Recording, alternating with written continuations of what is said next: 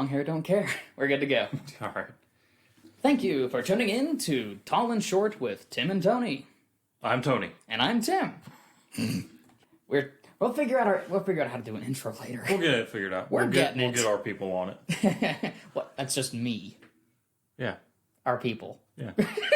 What, you think I'm supposed to do any of this? Well, you help out half the time. Half the time. So, what are we going to talk about this week? Well, cannibalism.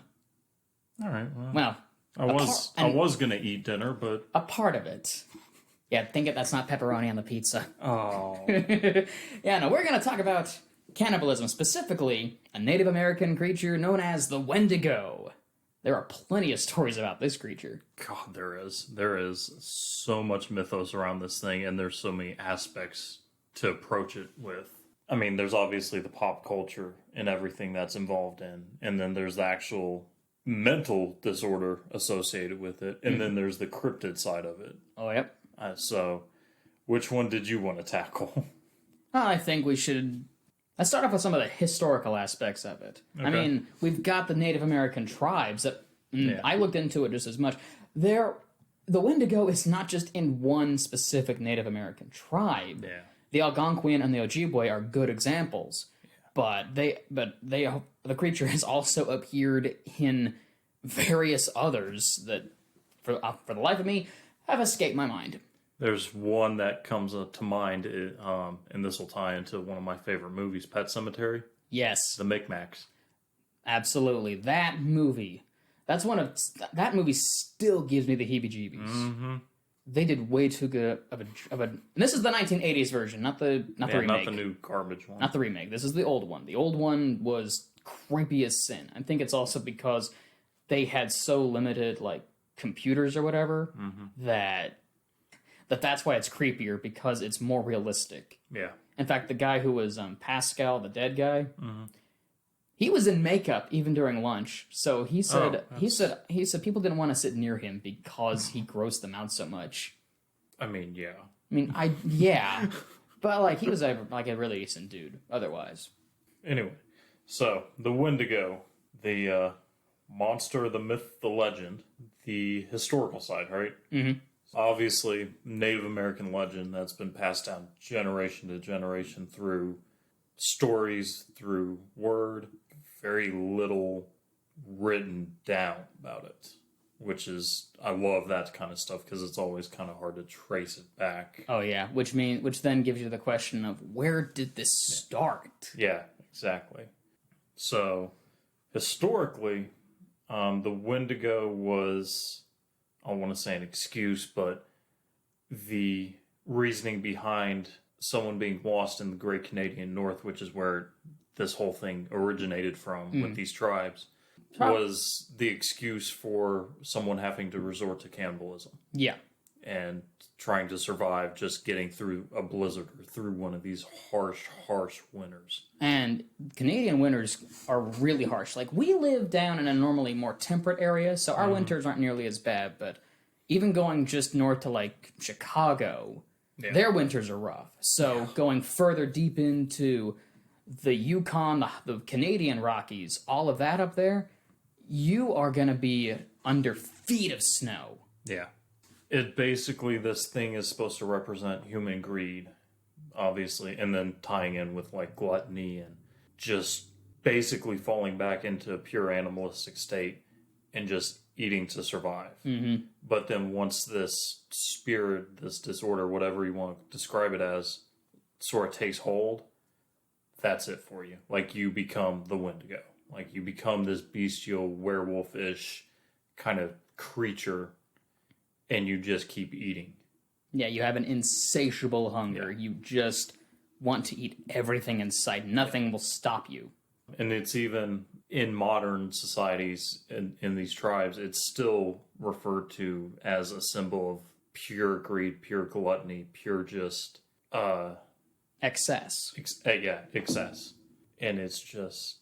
I love that part of it, because it's still represented in these tribes and in their mythos and in their history. Oh yeah, I can actually see it as cannibalism. Because think about it, back in the early times, like even pre-colonizers, Native American tribes who lived out in those areas, cannibalism was a bit more common, especially when like, stag were low and other meat sources were low. Yeah. It's like you had to go to the next person. And perhaps just one day, tribe elders said, you know what, enough. Let's have this story about this thing, this moralistic creature don't be a cannibal. Yeah. And there's even ceremonies looking through I'm not even going to try and butcher some of these tribal names, but in the Cree tribe, that's the one I can't pronounce. There's a satirical ceremonial dance they perform during times of famine to reinforce the seriousness of the Wendigo taboo of being greedy. The ceremony known as Wendigo Kaz-Imowen. Yep. Good try. Good try. Attempted. Involved wearing masks, dancing backwards around drums. Last known ceremony was conducted at Lake Wendigo of Star Island of Cass Lake, located in the Leech Lake Indian Reservation in northern Minnesota. Oh, wow. So it's still a thing. Like we said, it's still a thing for these tribes for their history. Not to go a little bit, but this like ritual, this festival ceremony, the ceremony that they do, it sort of reminds me of Krampusnacht out in the Alpine region of Germany, because it's a bunch of people dressing up in furry suits and masks, running around drunk, just trying to scare kids. That's just me on Halloween. But yeah, just running around scaring kids, shaking big bells and chains, just like, but it's all in fun. Because because no one's actually gonna get like taken away and punished. It's just like, Krampus is here, he's gonna be scary. But with these guys, it's a thing. It's super serious. Oh no, by all means, absolutely. And that's what's so interesting, is that they still hold on to this, and I love that for them, is because they can still hold on to their history well.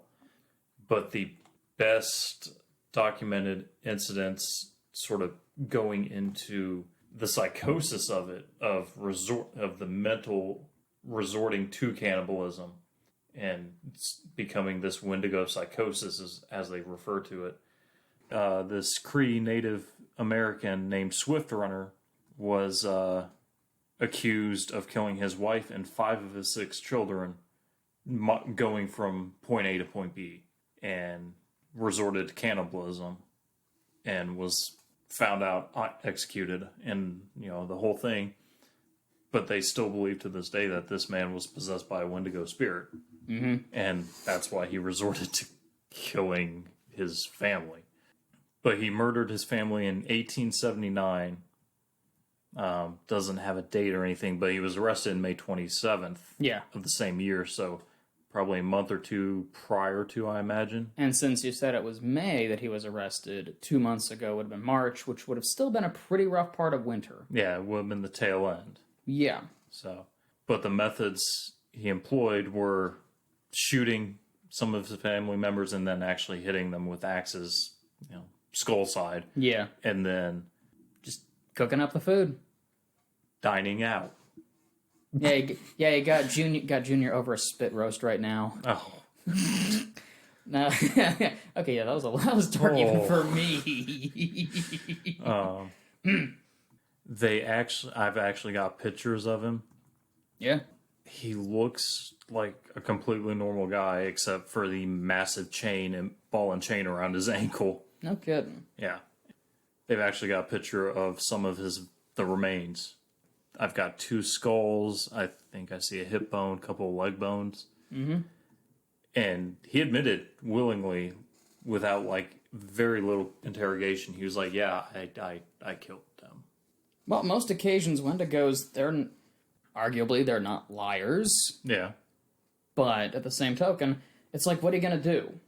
Oh, I can see some of these photos. That is morose. Mm-hmm. And he does look like an ordinary dude. Just looks like a dad, and got the big old ring and a ball of chain. Yeah.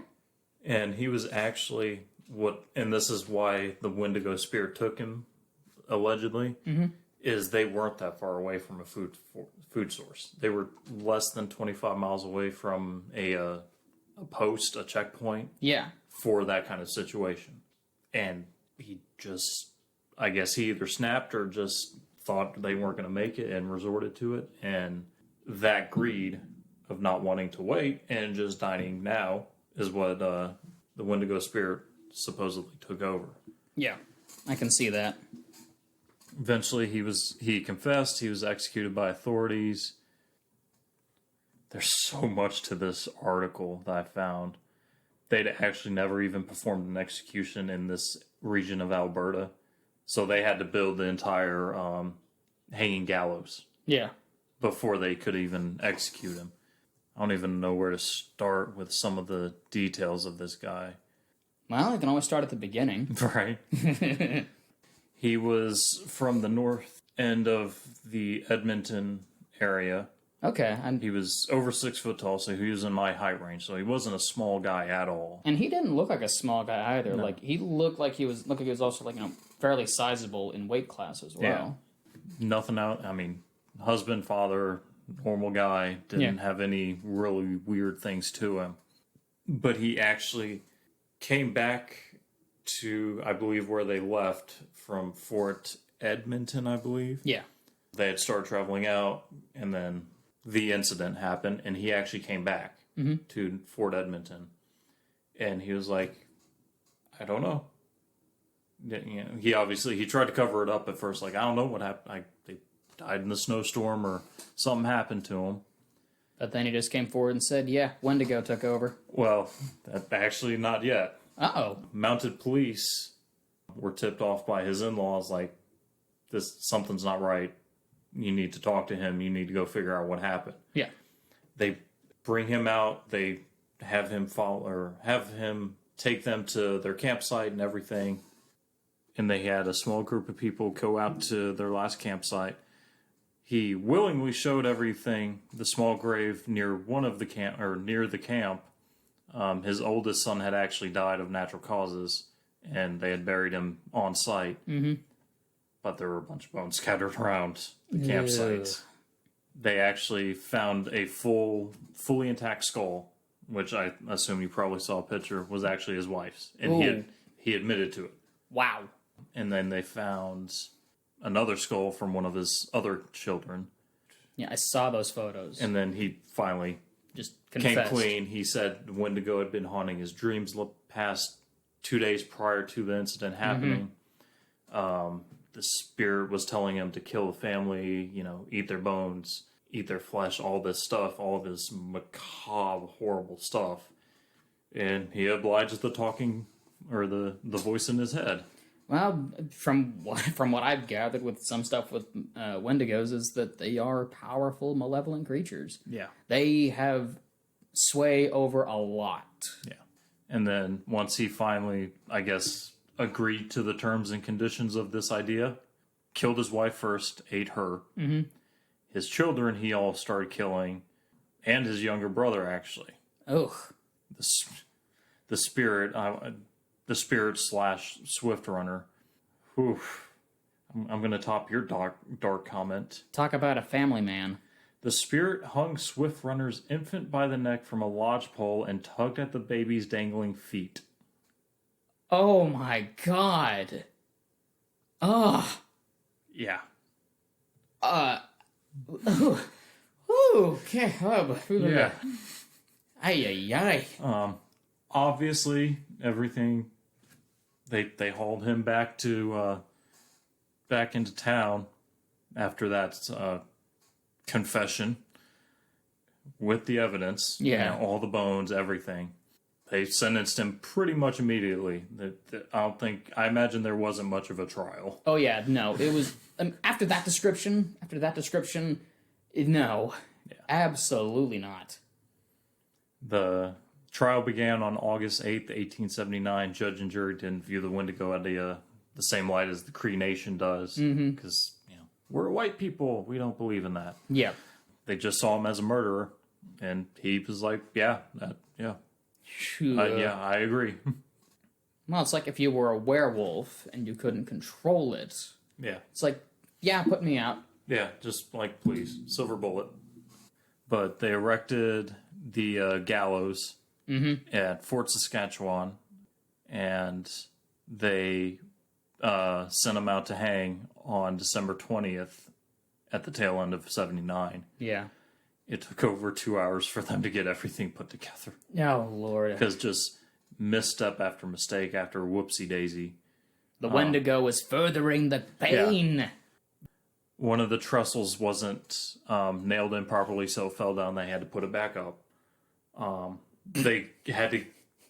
I think there was a key issue. They couldn't get him out of his cell. Just little things. It was a Monday. It's more like Wendigo Wednesday. I swear, like the Wendigo. Wednesday? Wednesday. But it's like the Wendigo definitely is just like, you know what? I like dramatic pauses. Yeah. So, pew, pew, pew. They finally hung him. He dropped 5 feet and just... All right, so neck snapped immediately. Yeah, pretty much a neck snap immediate. All that preamble, and then... I'm going to double down on my other previous dark statement. Oh, Lord. Nevertheless, the mounted police must have accomplished their first execution well enough. A more experienced spectator, a Californian, coming up from gold mining and, I guess, moving up to that area. Yep.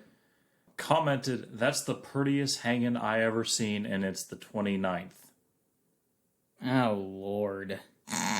Considering, though, that you say that person's from California after the gold rush, yeah, that sounds about right. Lawless West, and if you were convicted of anything, usually public hangings were a thing.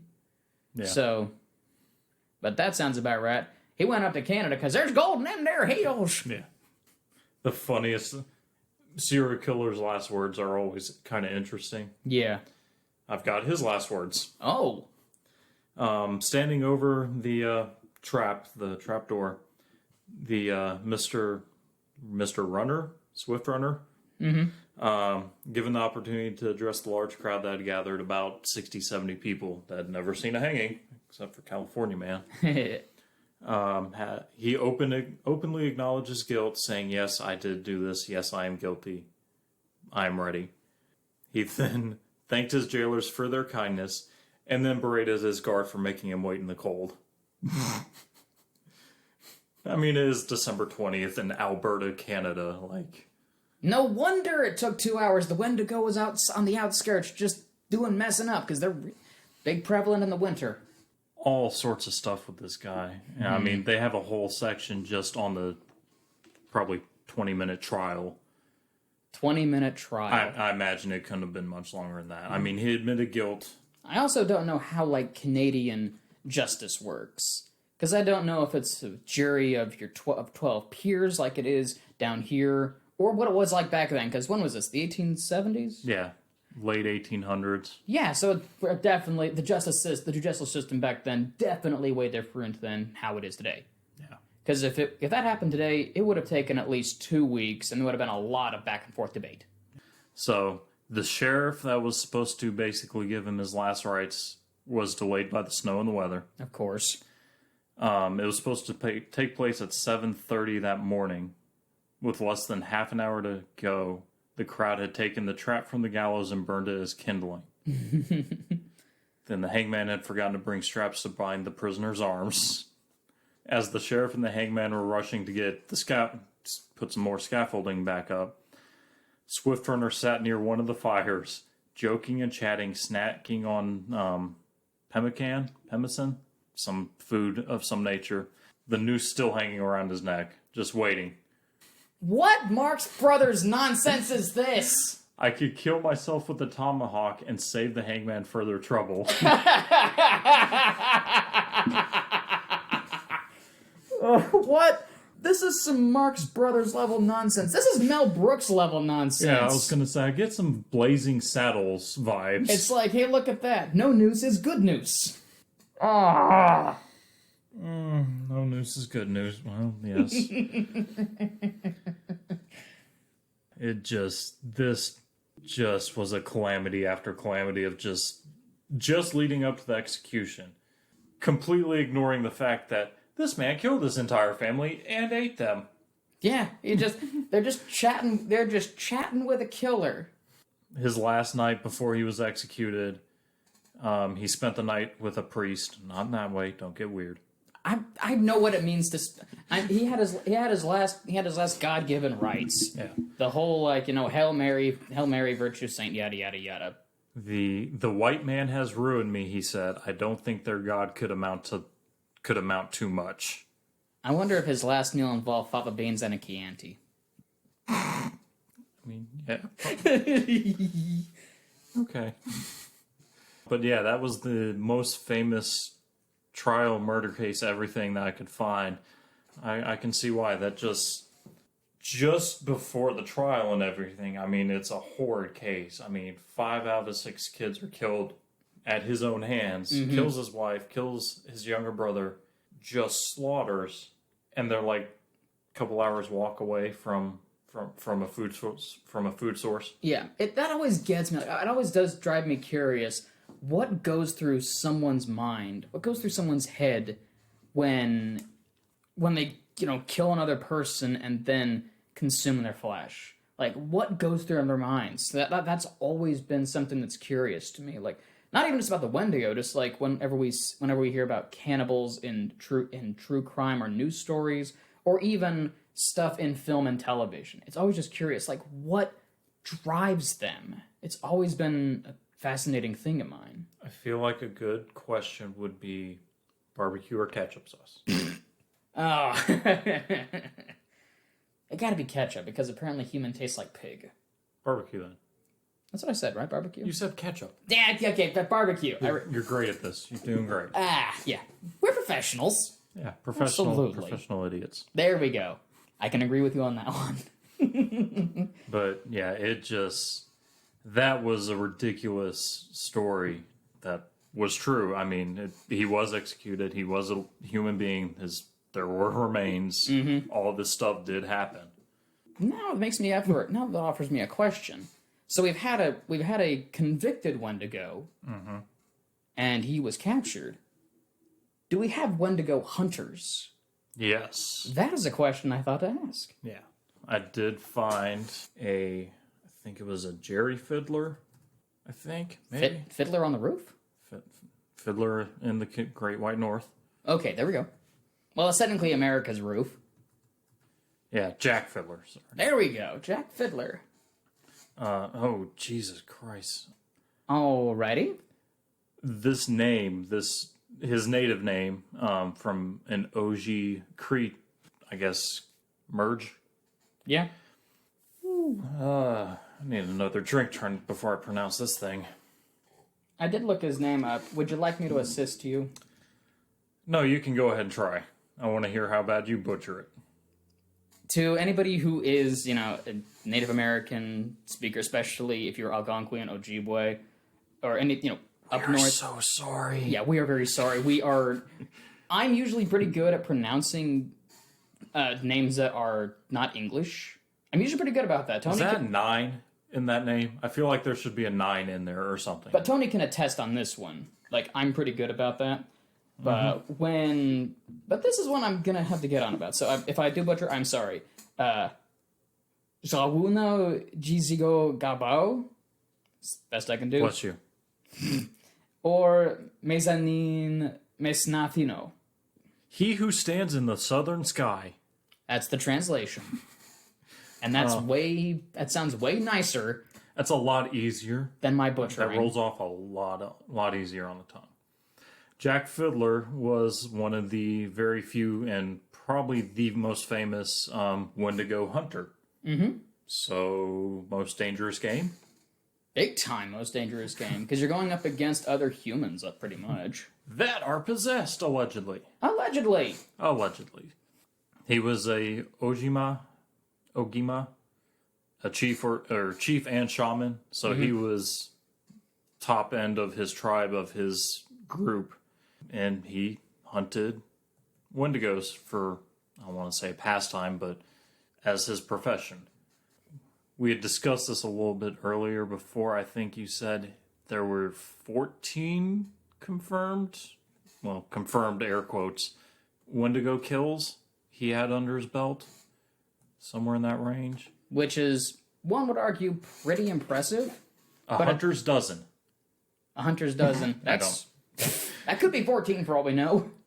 He was a famous shaman for his alleged ability to conjure animals and protect his people from spells, and the people of the region. So he's got a wide berth of supporters and a great deal of responsibility. Oh yeah, and definitely probably a lot of street cred too. Yeah, like major sway. Like if he were to come walking up, and there's an issue going on, I'm pretty certain his word. Like, he's not part of the village, but, like, they would listen, they would hear him out and go, we're going to consider him. Yeah. And, he claimed to have defeated 14 Wendigos. Oof. That's better than my Wendigo kill count. Yeah. 0. Really? Well, I got 2. What video game? Apparently some of these Wendigos were sent against his people by enemy shamans, so, that seems a little rude. Enemy shamans. Yeah, and others were members of his own band of people who were taken over by the Wendigo psychosis, the Wendigo spirit. Mm-hmm. In the latter of that situation of his own people becoming possessed, he was usually asked by the family members to eliminate the situation, which that's got to be weird to ask. One of your political, spiritual leaders to off your family member. They didn't do, like, some type of exorcism? Well, yeah, extreme exorcism, I guess. But, I mean, then again, this is kind of jumping a bit into folklore, is that some say that if you wind up consuming the flesh of somebody, you're not just possessed by the Wendigo. No, you are the Wendigo. Yeah, you become. You do not get the spirit out of you. You are the spirit. Yeah, there is no exorcising that demon. There is removing all life from that. Mm-hmm. Did they say how he would dispatch them? I'm looking through that, and they've got a section of just his interaction with Wendigos. But I did actually look that up, because I was curious, how do you kill a Wendigo? Mm-hmm. Their heart. No kidding. Apparently you're supposed to, I don't want to say vampire, stake through the heart sort of situation, but remove their frozen ice heart and destroy it. And that would kill the Wendigo spirit, but in the process, killing whoever was possessed by. I actually did look into that part as well, just for good measure. Mm-hmm. I got a couple of details. Okay. So it's like, there are ways to deter Wendigos. One is fire. They hate fire. So if you want to... That seems reasonable. So because they're creatures of cold, it makes sense. If you want to keep distance between you and them, have a big forest fire between the both of you. Have a camp out. Pretty much. Like, have a literal ring of fire, of, like, fire pits all around you. Wendigo won't go near you. There's that, and then silver. Since you brought up silver earlier, they have werewolf rules. And they do have this heart made of ice. Yeah. It's not just a normal pumping heart. Yeah, it's like literally a chunk of ice. A chunk of ice. And you'd think that'd be the easiest way to kill it, just shatter the ice, right? Wrong. Because they are much more difficult to kill than just stab the heart and call it good. What you do is you gotta remove the heart, smash it to pieces, then you put the pieces in a box, and that box in another box, then you mail it to somebody who smashes it with a hammer. Wait. All right, Yzma. We're in the wrong area. But no. But you do put the pieces. You do scoop the pieces up, like scoop them up, put them into a silver box, and then you bury it. Bury it somewhere deep, far away from the Wendigo body. Then you have to ritualistically dismember it, like head, hands, arms, everything. You have to separate the body, and then you have to scatter its remains throughout the land. But the easiest way to deal with a Wendigo, just don't go out in the woods. Just don't go out in the woods. Easy peasy, call it good. Here's what you gotta do to kill a Wendigo. Yeah, don't go in the woods. List all that stuff about the heart. I'm just gonna move to Miami. I'm gonna move where it's warm. Yeah. I'm not. I heard Arizona's nice, so... Yeah, try getting up close to a 15-foot giant with a heart of ice. That's not gonna be easy. I'm right here. You're half that height. You're half that. Like, I'm 5'6". Try me going up against something that's 15 feet tall. I'm like, how do I get it? Well, you'll be at just the right angle to just kick in the nuts and run. I'd have to jump to at least your height. Headbutt. Something. If it even has testes. Just the mental image of you just running right into the testicles of a Wendigo and just Clang. Headbutt and run. Anyway, what were we talking about? Jack Fiddler. Jack Fiddler. Because I asked, how do we kill a Wendigo? And you... As professional Wendigo hunters, Yes. you hit them in the nuts with your head and you run to Arizona. Exactly. Proven method. Trust me, it works. I'm sorry if you die. Yeah. Not my fault. So Jack Fiddler had a brother, Yeah. Peter. Peter became a Wendigo because this is a movie now, apparently. This sounds like a movie premise. That the professional Wendigo hunter has to kill his own brother that's become one. But yeah, he had a brother, Peter Flett, killed after he turned into a Wendigo by his own brother. Yeah. That's gotta hurt. Easily. That would probably make you retire, I imagine, out of the business of Wendigo hunting. Yeah. He was actually arrested for killing someone that was supposedly turned Wendigo. Law didn't see it that way. They just saw a homicide. Yeah. Which sucks. There was 2 Northwest Mounted Police. The Mounties always at it with their justice and their law.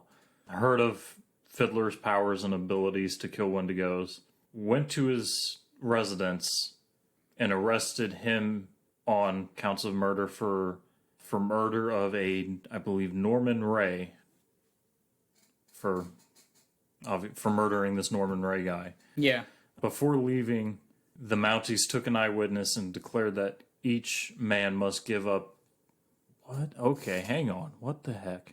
I'm just going to read this section. In early 1907, 2 members of the Northwest Mounted Police visiting Island Lake heard of Jack Fiddler's powers against the Wendigo from Norman Ray and in-laws of Jack Fiddler's.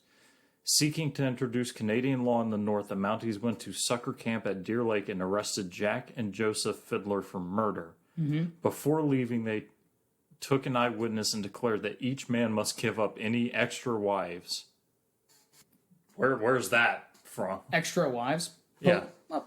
Well, I know, but I'm a cop. I come arrest you for murder. You give up all your extra wives. I guess potentially that women were seen as property. Maybe. Still back then. I'm not for certain. I don't want to make assumptions. Yeah, I don't either. I don't want to cast aspersions, but at the same token, it's like that may be it because this is 1907. Yeah. So women definitely back then, no matter where you went, kind of did not really have a lot of rights. And for most of the Sucker people, it seems rude. The Mounties were the first whites they had ever seen. So culture shock, massive amount of culture shock, I imagine. Jack and Joseph Fiddler were charged with murdering Wasakapique. That was a good try. 9 out of 10, maybe? Yeah. Joseph's daughter-in-law the year before. Mm-hmm. So he killed his brother and his daughter-in-law? Yeah. Jeez. Rough times. No kidding. Obviously, media, even in 1907, caught wind of this. Picked up on the story, printed sensationalized headlines of murder, devil worship, natives gone wild, I guess. That sounds horrible. But that very does sound bad. I'm probably not far off on a headline though. I imagine someone wrote that down. Oh, and it probably would not have been natives. It would have been a racial slur, big time. Yeah.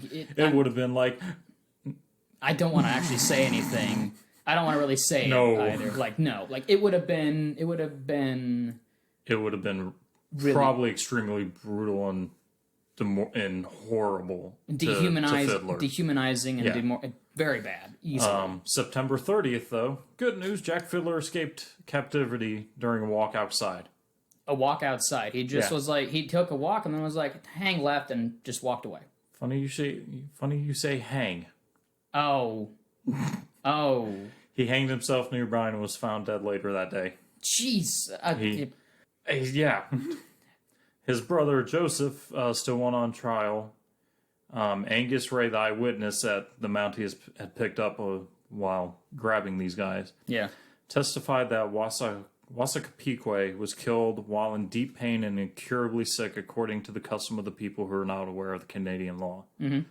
When further pressed about the Wendigo aspect of it, Ray basically explained it to the Mounties that it was a belief among his people that Jack and Joseph were actually asked to euthanize on a daily, well, not daily, but on a regular basis, euthanize the very sick and prevent Wendigos from occurring. Uh-huh. Despite some unreliable testimony from Angus and pleas of multiple missionaries and traders and locals and his entire tribe, basically, Joseph was convicted and sentenced to death by a magistrate. Further appeals secured his release later on, but they were released. They were secured too late. The order came through 3 days after his death in 1909. Oh, wow. The aftermath of having basically your tribes and your entirety of a tribe, your entirety as a nation, your leader and his brother, both basically your go-to guys for keeping your tribe safe. The tribe fell apart, but they basically ended up submitting to government rule. Mm. And Robert Fiddler, Jack's son, actually signed an addition to a treaty as the acting chief in 1910 and chose to settle at Deer Lake as part of the Canadian government. So they got resettled to that area. Yeah, they got resettled. Man, Native Americans, American Indians, First Americans, whatever you want to call them, because you talk to different tribes, all the three different types I said there, Yeah. any of them will take them. Some like American Indian, some like Native American, some even call First American. Whatever the case, the tribes who have been here well before Europeans came over, they have gotten the shit end of a stick so many times.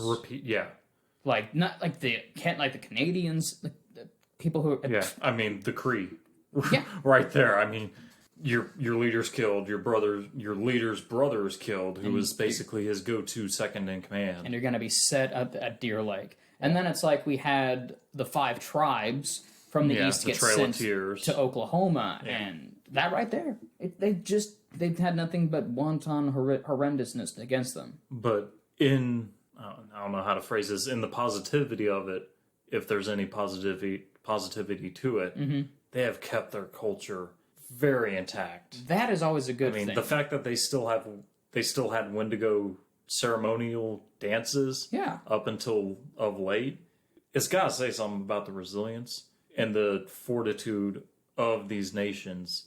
And I know bare minimum on most tribes and their cultures, but the mythos and their gods and these creatures that they have are just astounding, because they come from a real place for these people. Thunderbirds, Wendigos, the Deer Woman. Oh, yeah. All these creatures were their history. And I just find it amazing that they've been able to keep these traditions going on. And then they've even transferred into pop culture across the world. Oh, absolutely. Even. I mean, it's always fascinating, because a lot of these stories were oral tradition. Yeah. Very few of it's ever written down. And sometimes some native tribes will have their stories written down just so that way people can learn, because sometimes their languages do eventually die. Like, for example, I actually read a book in college called the Dine Bahane, which is the Navajo creation myth. That's what it translates to. And this story was so captivating. Yeah. And the Navajo are out west, but they're also sparsed out. Yeah. And I mean, the tribe, the entirety of Jack Fiddler's descendancy, and that entire tribe basically is posted up in 5 reservations. Yeah. That's it. Like, there's Deer Lake First Nation, North Spirit Lake First Nation in Ontario, and then 3 reserves at Island Lake in Manitoba. So you've got this entire culture concentrated down to 5 areas, and they're all very close together. So I just find that astounding and very, I want to say entertaining. That sounds derogatory, but very interesting. Yeah, I thought it was the Wendigo. It's always been one of my favorite sort of cryptids, creatures, things Yeah. on that side of it. And to actually look into it and study where it came from as best you can is really cool. Oh, yeah. But now that's made me wonder, what does a Wendigo look like? Yeah. And luckily, I've been able to find that. Well, you've been able to find one, because I know there's two major... There's the mythical creature that everyone sort of, I assume, probably knows by now. Everybody by now. And then there's the cannibal side. The mythos. Yeah. In fact, I got a good description right here. So, what does a Wendigo look like? Let's see. The tall, handsome, almost Adonis-like features, strong chiseled jawline, long flowing mane of hair that shines in the light. Oh my god, I'm a Wendigo. Piercing blue eyes, a body that looks like it could just got done with a fresh workout. We're talking like muscles, all defined and toned and pumped. With an ass so firm, a smack that would hurt your hand. And then a member that could satisfy anyone for days on end without stopping. You weirded out? What website are you reading from? You weirded out yet? You weirded out. Yeah. I'm kidding. I'm kidding. I was like, do I need to check my Wi-Fi after this? Or I couldn't resist. But no, but the actual descriptions from most, because they don't really, a lot of tribes don't really describe it, but if they have described it, it's usually depicted gaunt, like really tall and scrawny, almost skeletal, probably with a little pot belly from all the just gluttonous attitude. Mm-hmm. With tightly pulled skin, ashen gray like a cadaver, milky white eyes that are sunk far back into the sockets, and height usually changes. It can be 5 feet tall, 6 feet, 15 feet 20. Sometimes it's an actual giant with long claws, lipless mouth. Legitimately looks like a frozen corpse walking around. They even reportedly have multiple powers, one of which is the ability to mimic voices to lure victims out. So, like, hearing people call your name out in the wilderness, it's like, Tony. Yes. But it's like, but the thing is, you're not supposed to go out there. Oh. You're not supposed to go out there, because that's the Wendigo calling for you. No, that was you. No, I'm right here. Wendigo's outside. We don't want that. So, when it lures the victims out, it grabs them and starts running. Like a big frolic. Like, I'm not going to kill you. Don't come here. Come on. Take my hand. Takes the hand and just starts frolicking with him, then eventually lifts you up in the air and devours its prey. Wendigos also can control weather. So if usually big snowstorms come in, the Wendigo's causing it. Because Wendigos, just from all this, they don't reproduce, so to speak. Wendi-Oh-no. Oh God. Someone's proud of himself. Extremely. But the Wendigo, they don't, from just what I can guess, they don't reproduce sexually. I would hope not. If you could just look at, well, they're a spirit, so it's like, what's the point? So they sort of do have werewolf rules, wherein one bites another, turns into... Or tries to tempt the person. Yeah. That sort of thing. Werewolf demon rules. So they send the storms in, which can force people to commit cannibalism. And if a Wendigo sticks around for a long time and they get older, they're going to be more powerful, which is a big duh. Yeah. They'll become stronger, faster, even able to control wildlife with their minds, like owls and bears and even probably deer, stags. They will send them out. Even imagine a Wendigo-controlled moose running at you. Jesus Christ. That'd be terrifying. Just moose in general is terrifying. Oh, yeah. And because those things are practically megafauna from the Ice Age, still alive to this day. Oh, yeah. But the Wendigo, they have a weird, like, substantial growth, or I forgot the term, but essentially, the more people they eat, the bigger they are. Yeah. So it's like, for example... It's like a pyramid scheme, but for your stomach. Pretty much. An insatiable stomach that just does not know when to stop. Yeah. It's like, I'm 5'6", so if a Wendigo were to eat me, like it's already 6 foot tall, it would probably grow at least another 2 feet. Not like an additional 5 foot... Yeah, it wouldn't grow according to your height, but it would grow... It would slowly grow up. It's like that game Snake. Yeah. Where you nosh on the pellets and you keep getting bigger. Like it's kind of like that. And they obviously have, the insatiable hunger. Yeah. Just does not know when to stop. And I'll reference this again. going by your description, the best design, artistic display of it was a video game, of all things. Yes. Until Dawn. Yeah, I've actually seen gameplay of that.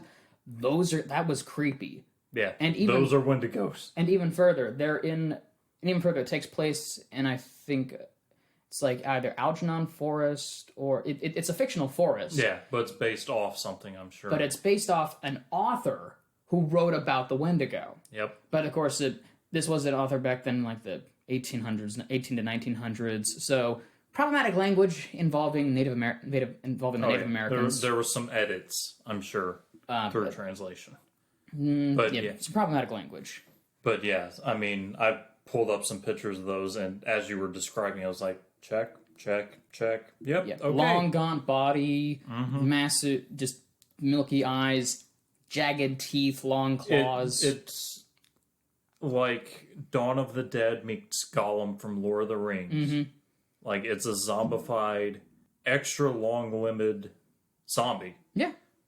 But it's so much more terrifying. Because you see how it moves in the game. Like, it legitimately super speed hops around. It's super speedy. It's hyper predatorial.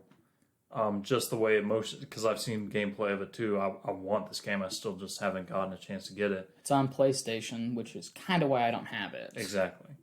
But, I mean, yeah. Hyper predatorial, hyper aggressive, just disturbing. Disturbing creatures. And I love that design of them.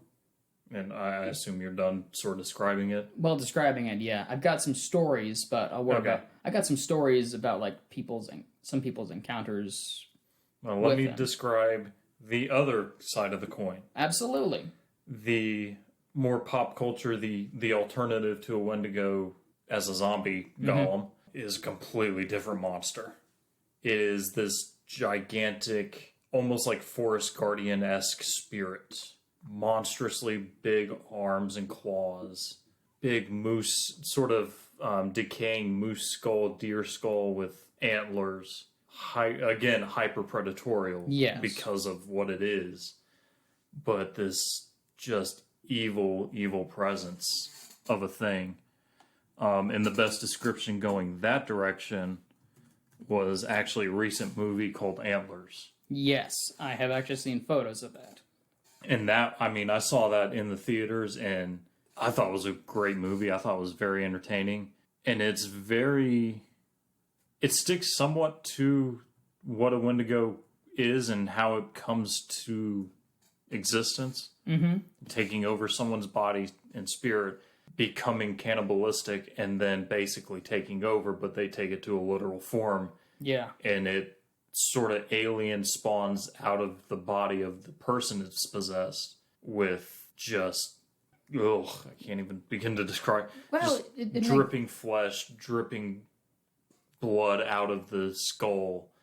Horrible nightmare fuel.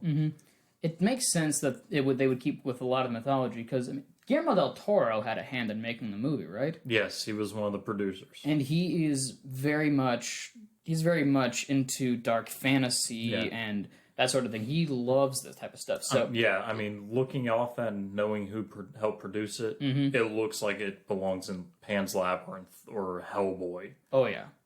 I mean, he didn't stray very far from interpretations. I mean, he went with the other direction of being a monster, not a allegory or a metaphor. Well, when you see, I'll say, like, compared to the two different forms, the more like corpsey looking one, that's creepy looking. But like then you see this deer-headed, multi-horned creature walking towards you with just blood dripping down its mouth. Yeah, that's pretty freaking scary, especially with like tattered fur and long claws. Yeah, just bloody patches of fur all over, and just and it still has the same abilities too. Like it can still speak in human voices. What's gotten me is I've always been curious. Like, why do they do like a cannibal, like a combination of like a wolf and deer skull with horns? I've always been curious about that. Because to the natives, the stag is a very noble creature. Like, it's a highly revered animal of the forest. In my opinion on that, Yeah. and I know as a white male, I have no opinion on it really.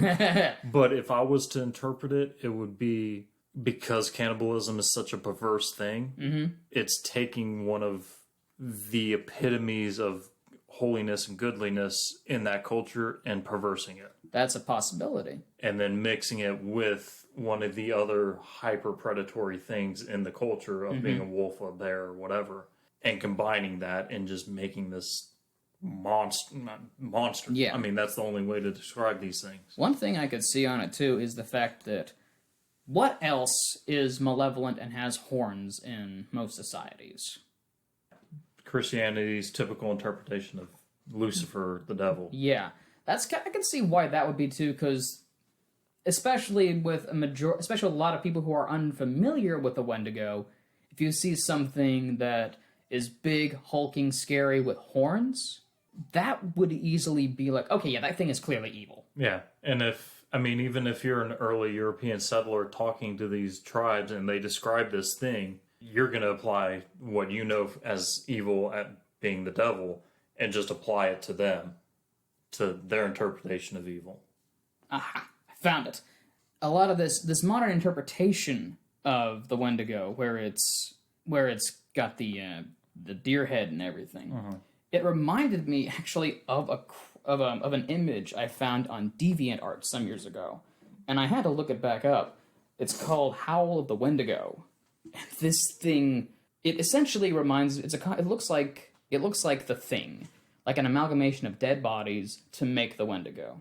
Oh, and it and the thing is, it's based on animals. Look at that. Oh my God, what the? I told you, it looks like something from The Thing. You can see the human body, the howling, everything.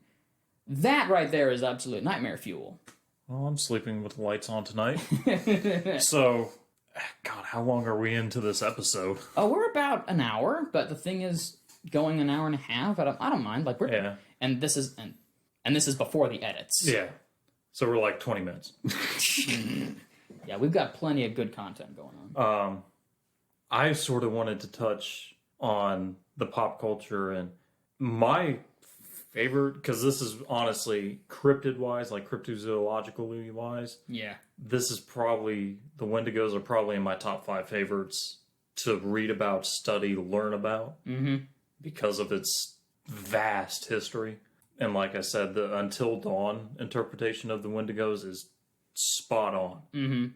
And then, of course, this Antlers movie that came out recently is other side of the spectrum, but still fantastic. Yeah. And then I'm going to throw you out a left field one. Marvel Comics. I knew about that one. Yeah. And that one doesn't even look like either. It looks like a Bigfoot with horns. Yeah. Back in the day when PS2 was still the height of technology. Oh, God. I had a friend that had an X-Men game. And like the second, third boss in was Marvel's interpretation of Wendigo, which, like you said, it looked like a giant bipedal wolf bear man bear pig. Don't say man bear pig. I'm super cereal. Super cereal. But he looked like a giant bear wolf man combination, and he was like freaking 20 feet tall. Yeah. And you had to fight this thing, and it was like the second boss, and it was like, and that's what first caught my attention of Wendigo. So I was like, that can't be a thing. It's a thing. Oh my God, that's a thing. But those are probably my 3 favorite interpretations on just running the gamut. I do have one from pop culture that sticks to me to this day, and it is... Is it that thing that you pulled up from The Thing? No. Jesus. No. It's just as scary. Do you remember a show back in the day on Animal Planet called Lost Tapes? I don't think I ever watched that. It was a pseudo documentary style show where everything was told through first person, through like shaky cam, Blair Witch, Cloverfield style. Yes. And there would be short glimpses of the monsters attacking. There'd be short glimpses like you would see like every other monster show nowadays. They have reenactments. And these were all fake, and Animal Planet got a lot of flack for it because, I mean, oh, this is all based on reality. And I was like, no, it's not. Like, they had the Jersey Devil, and you actually got to see the creature's face and hoof. But they had one on the Wendigo. And you actually got to see a combination of not only the Wendigo psychosis itself, but also a physical transformation. Nice. Like the guy who was becoming the Wendigo, he had like his orange-red flannel shirt, and it was getting tattered on the sleeves. At one point, he actually growls maliciously at the camera. We're talking like not even just like a "Hurr." We're talking like a full-on screech with sharp, jagged teeth. Oh, Christ. And then eventually they put the actor with a deer skull head on. You seeing it? No, I'm trying to find the episode, actually. But, I mean, there it is, Wendigo American Cannibal. Yeah, and it's... And they put the actor in like a deer skull head for good measure to creep it out. And there was one scene where they lit a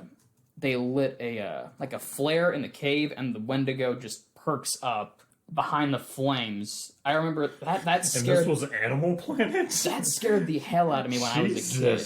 Like, here's an image of. Here's what I'm talking about. You see that? They did like full on. Why would you show me that? You're not gonna sleep well tonight. No, I'm gonna sleep with like 13 guns around me now. Here's what I'm talking about. Here's the other photo. Animal Planet did this. Animal Planet didn't fuck around. No, that thing was terrifying. Like, it's got the big claws, it's got the bloody deer head, and then just the fact that there was just one scene where they had, again, the flare. Here's that shaky cam look where you just see glimpses and bits and pieces. Jesus. Yeah, dude.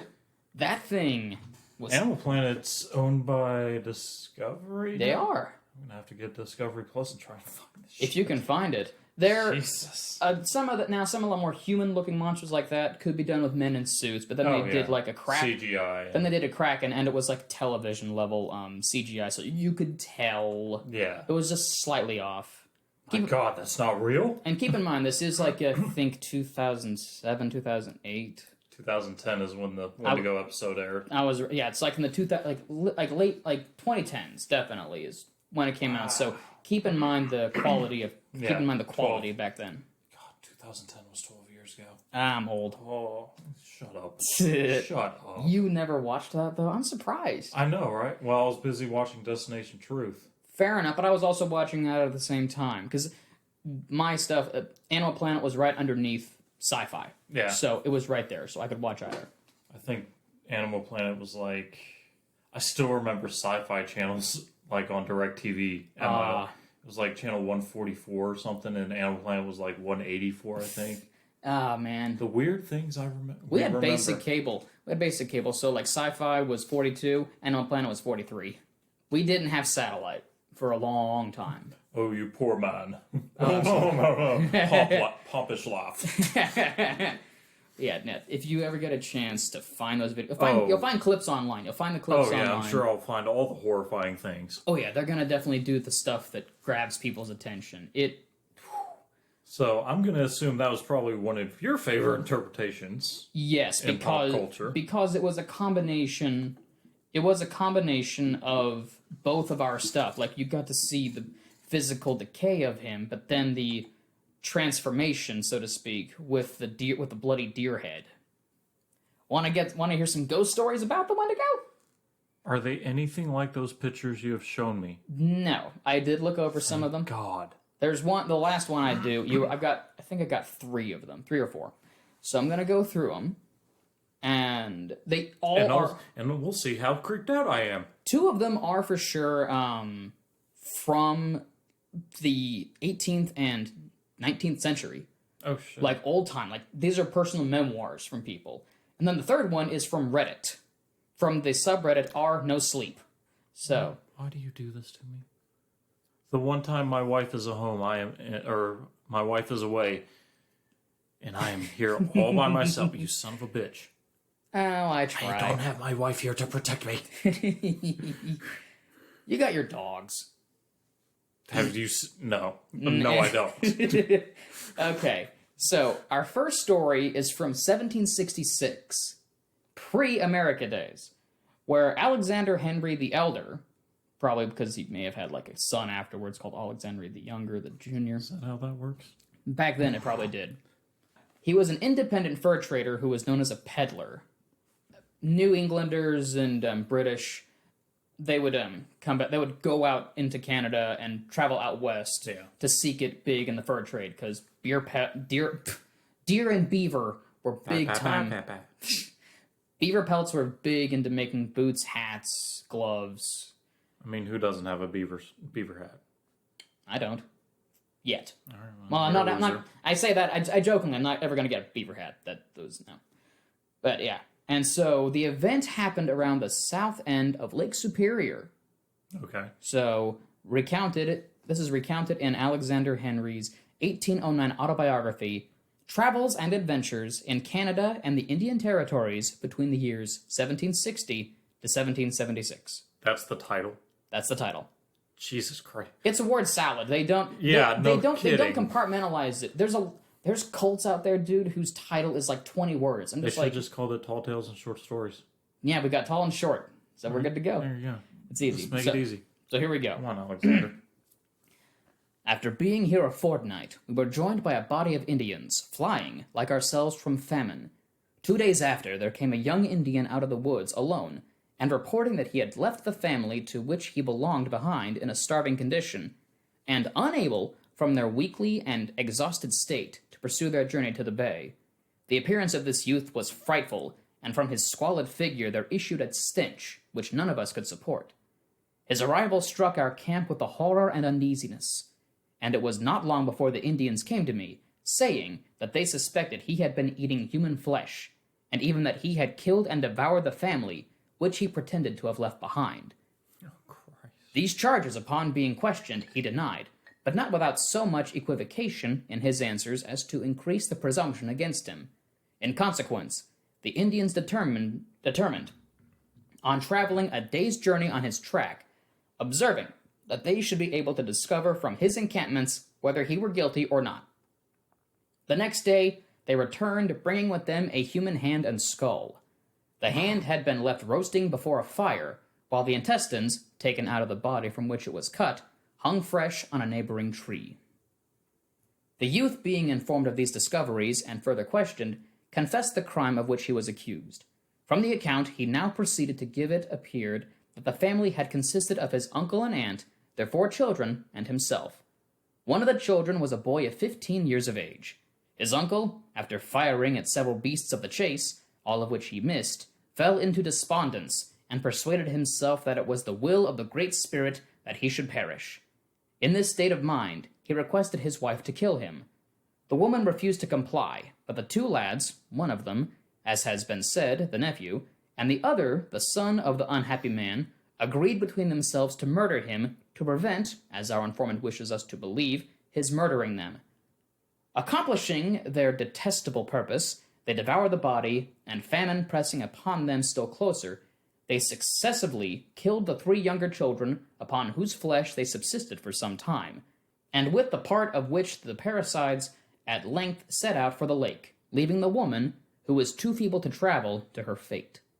On their way, their foul victuals failed. The youth before us killed his companion, and it was part of the remains of this last victim that had been discovered at the fire. The Indians entertain an opinion that the man who has once made human flesh his food will never afterward be satisfied with any other. It is probable that we saw things in some measure through the medium of our prejudices, but I confess that this distressing object appeared to verify the doctrine. He ate with relish nothing that was given him, but, indifferent to the food prepared, fixed his eyes continually on the children which were in the Indian lodge, and frequently exclaimed, "How fat they are!" It was perhaps not unnatural that after long acquaintance with no human form, but such as a gaunt and pale from want of food, a man's eyes should be almost riveted upon anything where misery had not much inroads, and still more upon the bloom and plumpness of childhood. And the exclamation might be the most innocent, and might proceed from the involuntary and unconquerable sentiment of admiration. Be this as it may, his behavior was considered, and not less naturally as marked with the most alarming symptoms, and the Indians, apprehensive that he would prey upon their children, resolving to put him to death. They did this the next day with a single stroke of an axe, aiming at the back of his head from behind, and the approach of which he had not the smallest intimation. Jesus. Yeah, dude. I mean, to cut down on the language, I mean, the fanciness of it, little kid strolled into an encampment. Probably a teenager, about 15. Okay. So, teenager strolls in, looking like a Wendigo. Gaunt. Yeah. Um, Wild-eyed. Wild-eyed, insane look. I mean, crazy looking. Says he didn't kill it. Says his family all perished due to the weather. Mm-hmm. The natives that are traveling with our writer doesn't believe him. Goes to the encampment that he was at. He finds finds parts of the body. Yep. Confronts him. Admits it. Wow. Gets an axe blow to the head. They didn't waste time with him. No, they didn't. They didn't waste time to fuck around and find out. They just found out and fucked around. Yep, pretty much. Wow. And then even commenting on the kids and how fat they are. That's some Jonathan Swift stuff. Did you ever read Modest Proposal? Yes. That's some Jonathan Swift ridiculousness. Wow. Yeah. I got another story. Is this just like in increasing levels of creepy weirdness? You know what? I didn't put that into consideration, but yes. So it's just conveniently. Yes. The last one sort of gives me the creeps, actually, and you're going to enjoy why. But now, this next story happened in 1846. So we're jumping... about 80 years. Okay. I was going to say just shy of like 100 years or so. Yeah, we're jumping 80 years, because it was 1766. So, yeah, 80 years. Okay. When an Irish-Canadian painter named Paul Kane, he decided he wanted to travel all of Canada and paint the various landscapes and native tribes of the land, just to capture the beauty of Canada, as well as capture Native Americans going about their business in the tribes. Okay. Since, photography was... Since there was only, one camera back then. Yeah. In 1848, he and his traveling companions traded with a Saulteaux Indian and his wife, who were suspected to be Wendigos, actually. Oh, so they were already alleged. Yeah. He recounted this in his 1859 travel memoir, Wanderings of an Artist Among the Indians of North America. Again, with the titles. I know, right? Well, think of again, that you're getting paid by the word. Okay.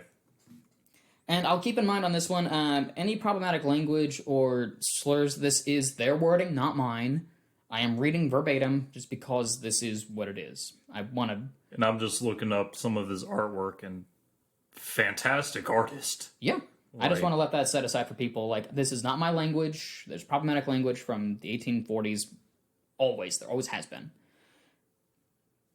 There is a superstitious belief among the Indians, Kane wrote, that the Wendigo cannot be killed by anything short of a silver bullet. I was informed on good authority that a case had occurred here in which a father and daughter had killed and eaten 6 of their own family from absolute want. Oh. The story went on to state that they then camped at some distance off in the vicinity of an old Indian woman who happened to be alone in her lodge, her relations having gone out hunting.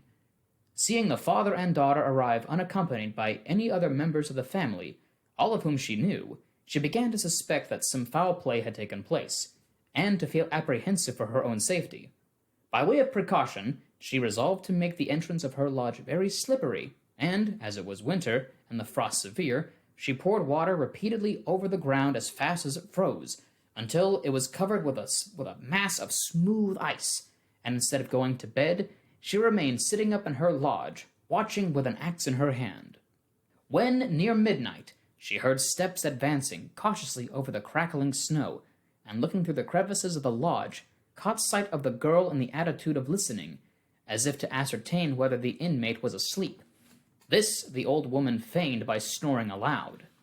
This welcome sound no sooner reached the ears of the wretched girl than she rushed forward, but, slipping on the ice, fell down at the entrance of the lodge, whereupon the intended victim sprang upon the murderess and buried the axe in her brains.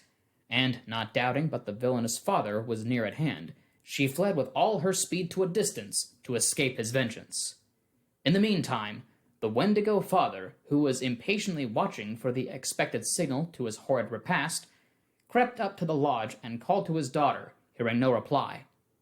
He went on, and, in place of the dead body of the old woman, he saw his own daughter, and hunger overcoming every other feeling, he saved his own life by devouring her remains. The Wendigos are looked upon with superstitious dread and horror by all Indians, and anyone known to have eaten human flesh is shunned by the rest, as it is supposed that, having once tasted it, they would do so again had they an opportunity. They are obliged, therefore, to make their lodges at some distance from the rest of the tribe, and the children are particularly kept out of their way. However, they are not molested or injured in any way, but seem rather to be pitied for the misery they must have endured before they could be brought to this state. I do not think that any Indian, at least none that I have ever seen, would eat his fellow creature, except under the influence of starvation. Nor do I think that there is any tribe of Indians on the North American continent to whom the word cannibal can be properly applied. Jesus. Yeah, dude. Wow. I gotta give it to the old woman right there. Like, she went full Rambo. She was like, I'm not gonna stay awake. She made the front area slippery. She had an axe ready. She faked snoring. That's a kick-ass granny right there. Rambo grandma. Grambo. We've had like 50 shirt ideas just so far off these puns. You and I, we work together, dude. So, I mean, I find it fascinating that throughout all these tribes and all these different 80 years difference. Mm-hmm. The same thing. Yeah. The unending appetite, the shunning from your own society, the potbelly, the frail skeletal figure, all that stuff just still sticks. Yeah. That is just, again, that touches on the wherewithal of the mythos of these cultures and these tribes. Absolutely. But Jesus Christ, why do they have to be so terrifying? Well, I mean, we have stuff like the boogeyman. Yeah. And that's spooky stories. I think I would rather face Pennywise, the fucking dancing clown, over a Wendigo. That's fair. I mean, the boogeyman don't hold a candle against feral zombie man. Fair enough. Okay, so and we've jumped from the 1700s, 80 years into the 1800s, and now Reddit, so we're in present-day culture. Yeah, this is from R No Sleep. This was posted 8 years ago by username Unathana, and it is called Wendigo Stories. And that's going to be horrible. I hate you already. Now, I don't know, I'm just going to go off of this. Now, again, this is on Reddit, by the way, so this could just be somebody... It could just be a really good fictional story. Oh, yeah. But or it could be actual, like... Maybe. But I love reading those, too. I love reading Reddit stories like that. Like creepy stuff seen in the woods and forest ranger stories. And then I have to drive home in the dark, or I have to go to bed. Yeah. And then it doesn't work out that well. Yeah, no. So, thanks for the nightmare fuel in advance, you dick. Yeah, my pleasure. I gotta be here for something. Alright, so, Wendigo Stories. When I was young, I often spent parts of summers with my grandmother in her home out in the country. It was my favorite place in the world, and I always looked forward to the week-long stays of gardening, baking, late-night fires with s'mores and ghost stories, and enjoying having my grandmother all to myself. There was a pond, not far from her house, where I would sometimes go to swim. It was home to quite a few frogs, and at night they made the most incessant noises. I complained to my grandmother only once, saying I couldn't enjoy the night breeze with all that racket. She took me on her lap and told me a story about an old man and woman who lived near a lake. The old man couldn't stand the singing of the frogs, but his wife told him they kept the Wendigo away, and to harm them would be unwise. Well, he didn't listen, and set about methodically catching all the frogs in the lake. It was a process that took some time, but he did not stop until he had rid the lake of the pesky amphibians. That night, without the protection of the frogs, he and his wife were slaughtered by the Wendigo, a vicious whip-like demon creature with elongated fingers ending in razor-sharp talons and rows of silver teeth as thin and keen as needles. I wrote it off as another of her ghost stories, though she seemed more serious than usual about it. I never complained about the frogs again, mostly because I grew to enjoy them and put the story out of my mind. In fact, I'd forgotten all about it until it came up this past spring in a Native American literature class I was taking in college. The mention of the Wendigo sparked that old memory of my grandmother's story. I thought she made up the word. I didn't realize that there were stories about it originating in Algonquian languages. Eager to connect something from my childhood to the topic, I Googled it, only to find that my grandmother had apparently been mistaken. There was nothing I could find about the story she told me, nor any reference of frogs providing protection from the Wendigo. In fact, the Wendigo of legend seemed very little like my grandmother's version. They were said to be insatiable, craving human flesh, and sometimes created from the forms of people who had resorted to cannibalism to survive. Descriptions varied, but they sounded almost nothing like my grandmother's boogeyman version. I actually chuckled as I read it, almost a bit embarrassed by how badly my grandmother had messed up the original tale. I changed residences that summer, moving to a newly built 1,000 square foot on each side duplex on the edge of town. The other side is to be occupied by my landlady, who'd had the place built. However, she isn't scheduled to move the rest of her stuff in and began living there for a couple weeks. She's waiting for her lease to end. Even though my new place is only a few minutes from the edge of town, it feels much more isolated. I enjoy the seclusion of my new home and its proximity to more natural settings.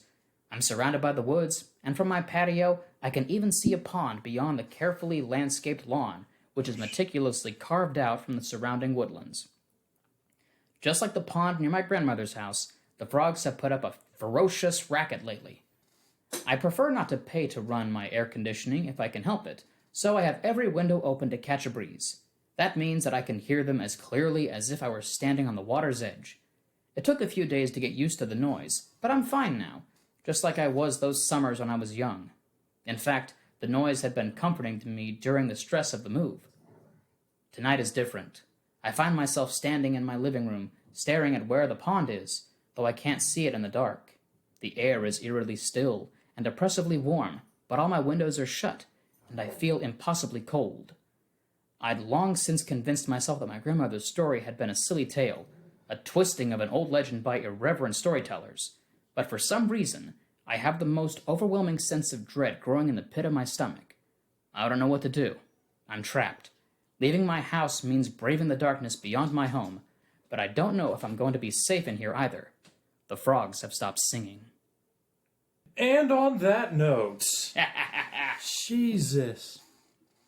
Okay, so that story, terrifying as it was, that definitely sounded like someone wrote it to write it. Oh, yeah. Like, ending on such a cliff note. Cliffhanger, yeah. Yeah, cliffhanger.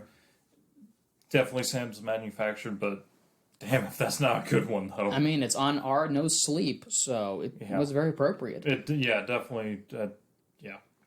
That's what I love about Wendigos, though. Like, the story of the Wendigo, it continues on. Like, as we discussed earlier, Native American culture, especially a lot of the Algonquian speakers, the Ojibwe, the Cree, the Salto, just to name a few, The Micmacs. God, I've forgotten entirely about them. They have continued they've continued with these traditions for years, and now that it has slowly etched its way into pop culture like no other. Like, people can make short stories about it. They've made video games about it. Yeah. It's a Marvel character, for Pete's sake. Yeah. Stephen King's Pet Sematary, touching on that one again. Mm-hmm. Neither of the movies, as much as I love the original, it never does. I'm going to sound like such a nerd. It never does the book justice. There's only, in a manner, out of that one instance of the Wendigo, I think where they're first actually walking to, where Judd is leading the doctor to the burial grounds the first time. I think they hear like what's like screaming and Yeah, stomping through the whispers woods. in the wind sort of thing. That is supposed to be the only case of the Wendigo. Yeah. That's just it. It's and like, that's just in the movies. In yeah, the book. in the book, it's... Have you read it? Yes. Okay. Because if I remember correctly in the book, they plain call it out as that is a Wendigo spirit. That has cursed the land. And that's why Doc has these visions of walking into the Micmac burial ground and all this stuff. And then that sort of translates into why everything that comes back from that ground, from those burial grounds, is hungry for flesh and not murderous not what it used to be. Yeah. That dead is better thing, it turns out. Now, did you ever watch the sequel to Pet Sematary? Pet Sematary 2? Yes. Yes. Clancy Brown. That was such a garbage movie, but I love it. But his performance was like the best, because what I love is the fact that he's like 6'4". He's your height. Yeah. He's not a small dude. He's a big guy, both in height and broad, and he's the voice of Mr. Krabs. He's also foul mouthed because he loves cursing. Like, I think I heard a story once where like Tom Kenny, voice of SpongeBob, was at a panel and he said, "Oh yeah, no, that episode where they curse, it was like dolphin calls and everything. Yeah. They're like, hey, and they're like, should we actually curse and y'all edit it out, or just like we bleep ourselves?" And Clancy Brown was like, "I can curse." It's like, we know you can, Clancy. Yes, yeah, I got this. But I don't think we'll ever know for sure whether it was them editing themselves, like saying "son of a," and then just letting that happen, or they actually cursing. That'd be beautiful. But one can only hope. Just one unedited version of SpongeBob. Yeah, but I'm sure Nickelodeon would go no. Well, that's why it goes to Adult Swim. Pretty much.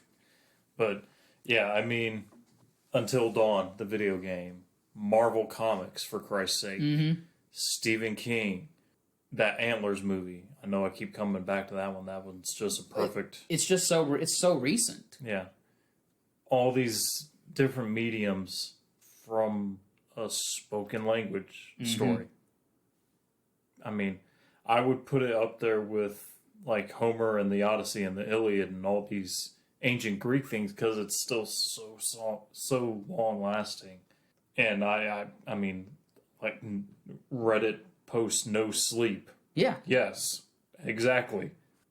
It's just I don't know. I guess to sum it up, I mean, that's just, I love reading historically terrifying monsters and things because there's history to it. Yeah. And that's, I think, the appeal to it is it's not Freddy from Nightmare on Elm Street. It's not Jason from Friday the 13th. It's not Chucky. This was a reality for people. And for some still is. And that's what's so amazing to me. And so that's what draws me to it. Yeah. Is because there's such historical significance and culture to it. And I thought of something. Like, going back to saying the Wendigo could control storms, think about it. When a blizzard comes through and you're starving, what else are you going to do? Exactly. That actually, a lot of what was natural that happened, they took those stories, because that's what happened with a bunch of ancient peoples. They would take these natural occurring events, and they would throw a twist, like, why did it happen? What is the cause of this? Yeah, like the Greek gods and why everything happened. Yeah. Why the sun came up and went down. That was a god. Or like for example, the Egyptians, if we're going to go there. Yeah. The god Ra. Every day, he would be on his chariot going through the sky, and then at the end of the day, and then they would be afraid that night would be the end of days of this giant serpent by the name of Apheb, beast of shadows that would just try to take over the world. But then the sun came up again, and they would go, Ra has blessed us. Ra has won once again against Apep. It was a daily struggle. Yep. And then, I mean, to circle it back around, Blizzard comes in because the Wendigo's hungry, needs a new victim. Needs a new victim or needs more Wendigos. Yeah, needs reinforcements. I mean, yeah, shit's crazy. Yeah. And yeah, it's just, like I said, it's one of my top favorite cryptids because of the history, but looking into it more from the spiritual and the cultural side of it, fuck no. Oh, yeah. Absolutely. So do we, obviously I don't have any personal experiences with Wendigos. Not me either. You know me. I don't like going out into the wilderness. You don't mess with that. So I don't. So I have nothing. Last time we sort of didn't have an idea what we were doing, but next time, we do have another one. We're gonna go to Russia this time. And talk about vodka. No, maybe. But we're gonna mainly focus on one of the most famous Russians of all time who has gotten a lot of bad press. Is he really mad? Is he not? We'll find out. The one and only Rasputin. Rasputin. But thank you once again, everybody, for tuning in to listen to Tall and Short with Tim and Tony. I'm Tony. And I'm Tim. And don't let the Wendigos bite. Because you become a cannibal and kill your entire family. It's great. Just don't kill people. It's much better than that. Yeah, don't kill people. That's life advice